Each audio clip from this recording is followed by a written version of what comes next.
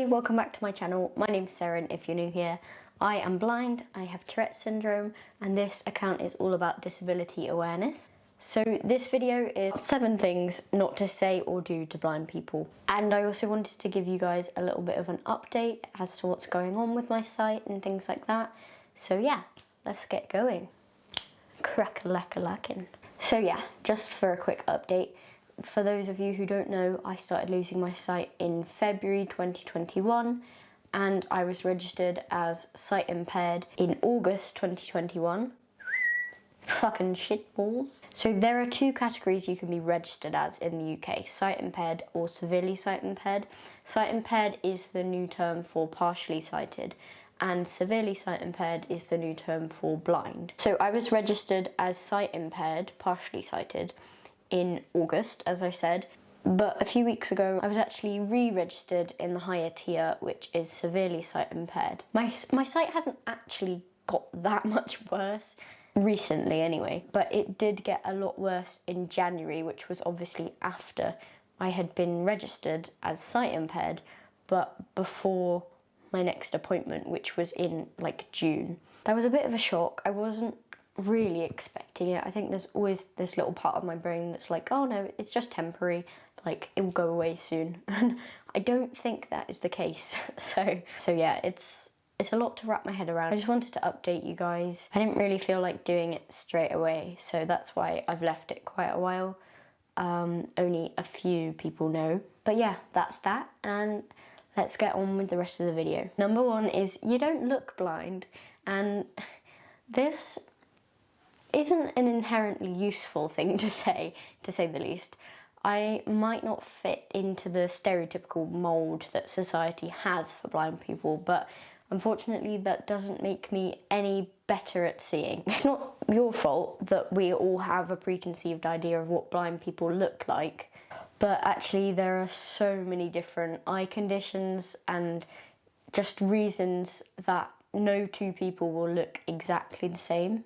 Number 2 is there a cure, or have you tried this, or have you tried that, or try this herbal tea, or try praying to this person and you might get a cure. I think I can guarantee that if you're thinking about it in a few minutes, then I've also looked into it and tried it. But also take a second to ponder the fact that not all blind and visually impaired people want to be cured. Cured in quotation marks. Personally, if I hope I didn't just hit my mic. Personally, if I had been blind from birth and was suddenly cured at the age of 19, I would struggle a lot more having to adjust and learn to do things and navigate the world in a totally different way. So it might hinder rather than help. I think it can be quite a hard thing for sighted people to wrap their heads around the fact that not everybody wants to be sighted. I mean, although if I could get my sight back, I would definitely want to, but that's because I haven't had it for very long. There are so many people, even people that I know personally, that just wouldn't want a cure. They don't want to be cured. They're living their life fine, and they don't need it, to be perfectly honest. But I had a lot of uproar when I said that on TikTok, so I think we should just respect that people have totally different opinions. Number 3 is I can't imagine your life, or I'd off myself if I were blind, and oh my god, I really don't like this one. What you might mean is, oh wow, like you can cope with your disability so much better than I think I would if I had the same disability, but how it actually comes across is more, oh my god, your life is so horrible, I wouldn't blame you if you'd rather be dead, kind of thing. And this is actually quite a mean thing to say, although you do have the right to feel this way. You not being able to imagine how I live doesn't make my existence like terrible. Someone telling me that they would rather die than live like I'm living isn't exactly comforting. People with disabilities are at an elevated risk of suicide and depression anyway. It's something that just comes hand in hand with visual impairments. We need to accept that people live and cope differently, and while you can think that, I would ask you to please just keep that to yourself. It might be the case that you really wouldn't cope if you were also disabled, but we don't need that weighing us down. Number 4 is seriously don't worry about using words like look and see. I can feel you cringe after telling me that you'll see me later. I promise it's not as weird or embarrassing as you think it is. I'm not going to change my entire vocabulary just because I've lost my sight. There's nothing like being corrected by a sighted person when I say I'm watching a TV show or going to see my friends.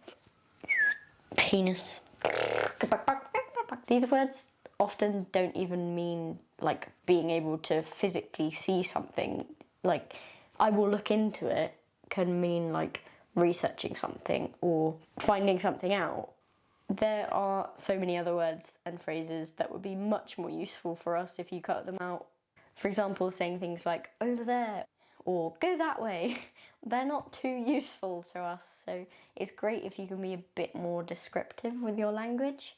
Number 5 is I feel so bad for you, or I'm so sorry, or you're so strong, you're so inspirational. Nope, nope, nope, nope, nope, nope, nope, nope, nope.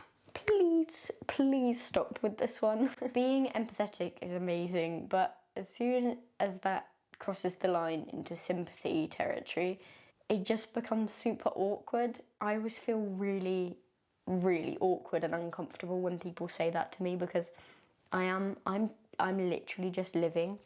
I think if I'd done something really inspirational, then that's fine, but at the moment I haven't gone on some like amazing expedition or something like that. It's quite often it's literally just people like in the street telling me, and like as far as they know, I could be an absolutely awful person and they wouldn't know that. And I do kind of find it quite uncomfortable. Number 6 is don't play devil's advocate when someone's talking about difficulties that they face. For example, say I'm talking about like how I find it difficult to navigate around cars parked across or bins covering the pavement, then you telling me that it's not those people's fault and what else are they going to do and what if this and what if that, it doesn't help when in reality it's very easy to park in a normal parking space or put your bins like as close as you can to your house or to the side of the pavement so they're not right in the middle. And of course there are going to be exceptions in every single case. It could be that they have arthritis and they couldn't bring the bins in, or they can't walk so far so they had to park on the pavement. And out of all people, we're going to be the most empathetic of that because we do understand those kind of struggles. But most of the time it really isn't the case. We should be entitled to go out anywhere like anyone else. And it's basic empathy not to cause problems for other people just because you can't be bothered to do something. And obviously this isn't everyone. If the shoe fits, the shoe fits. Emptying all the bins, quite often in my road, they literally just chuck them back into the middle of the path. And then I find that really difficult to get around when actually it would just take a few more seconds just to shove it to the side, or we've got a grass verge, put it on the grass verge. Just really simple stuff like that. But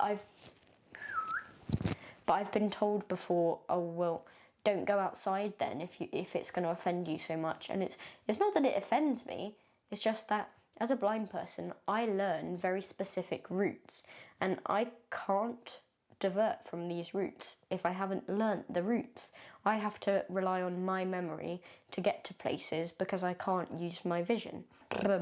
And having something that is stopping me from going the way that I know and that I can use safely is actually quite dangerous for me. In reality, we know that a lot of these comments come from a good place, but that doesn't make them any less infuriating for us. Number 7. Oh, that's not 7. Number 7 is just don't ignore us. I find quite a lot that, especially if I'm with someone else, they will talk to the person I'm with rather than talking to me. This is another situation where people just play devil's advocate and go, oh, but what if they thought like that person was your parent, and it's like, it kind of isn't the point. I'm a human, I can communicate for myself. It's a lot better to not assume that I can't talk for myself than it is to just ignore me. Most of the time, I will join the conversation and start talking for myself, and a lot of the time, people then still ignore me and carry on asking the person I'm with all the questions, like, oh, does she want this, or can she do this? And it's like, I can talk for myself. There are some people who can't, but I can. Number 8 would be, please don't touch us. I've actually had it before where I've been trying to cross a road and someone has come up and grabbed me and tried to help me cross this road, when actually I was fine. I was just waiting for the traffic light. If you think we look like we need help, please just ask. Please don't just grab me. There was one occasion where I was also trying to cross a road, and a bloke came up and grabbed me by the hips. And obviously that scared the shit out of me, because I was a teenage girl and this middle-aged bloke had just come up and grabbed me, and I thought I was about to get kidnapped or something. So please don't do that. My friend Toby also had a situation the other day where he was trying to walk one way, someone came and grabbed him, crossed him over the road, when he was actually trying to go the opposite way. He was on a different side of the road where he didn't know, and it took him about 10 minutes to get back over to where he did know, because obviously we have to memorise our routes. Please just talk to us, don't just grab us. And if you do ask if we need help and we say no, listen to our answer. That's fine, please let it go, don't be offended. Because if we do need help, we'll ask for it. So yeah, a bit of a weird number, I guess. I added like a few in there as I remembered them. So yeah, that is things you should not say or do to a blind person. If you're blind and you can think of any more, put them in the comments or message them to me, and I could think of loads, so I'm sure I can make another video if you guys want me to. Thank you all for watching. And I actually started a new blog. I've actually got my own website now, which is for all of my journalism, my news articles, and also a little blog as well. So check that out if you want to read more things like this. Yeah, I love you all. Thank you so much for watching. I hope you have a good day. Please go and drink some water and eat some food if you haven't already. Look after yourselves, guys. Bye.